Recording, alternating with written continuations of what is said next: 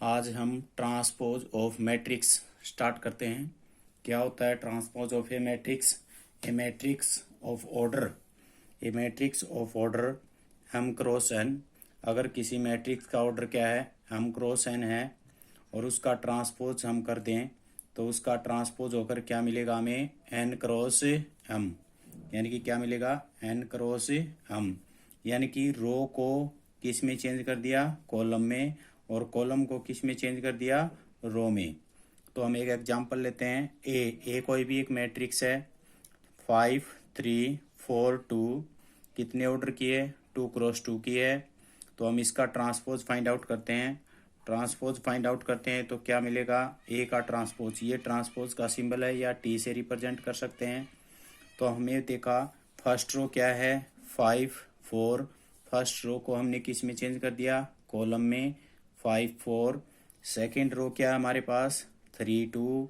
और इसको किस में चेंज कर दिया? कॉलम में चेंज कर दिया 3 2 में।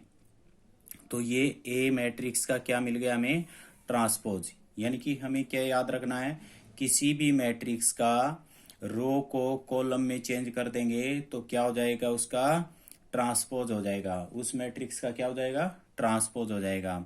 कुछ प्रॉपर्टी है हमारे पास, property of transpose of a matrix.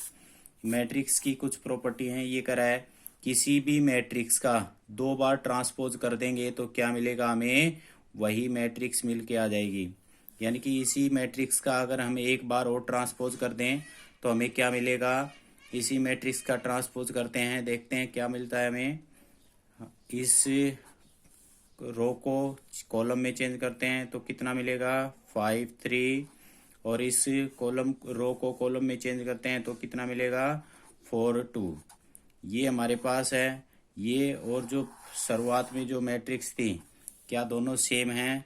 Yes, दोनों सेम है। यानी कि हमने एक बार यहाँ ट्रांसपोज किया और फिर एक बार यहाँ ट्रांसपोज किया। यानी कि 2 बार ट्रांसपोज करने से कोई भी मैट्रिक्स उसी रूप में आ जाएगी जो पहले ही रूप में थी। तो इसका अर्थ क्या हुआ?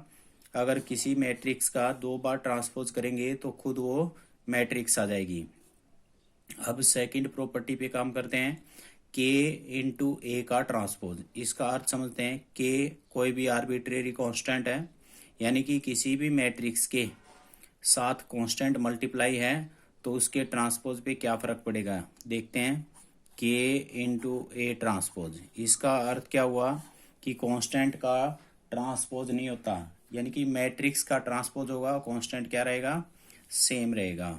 अब अगली प्रॉपर्टी पे देखते हैं। अगर 2 मैट्रिक्स का सम दे रखा और फिर उसका ट्रांसपोज करना है तो हम क्या कर सकते हैं? ए का ट्रांसपोज करके और बी का ट्रांसपोज करके दोनों का सम कर देंगे तो क्या बन जाएगा? दोनों ही क्या आएगा? सेम आंसर आएगा। इसी तरह से नेगेटिव पे भी होता है। अगर ए नेगेटिव बी का ट्रांसपोज करना है तो हम क्या लिख सकते हैं?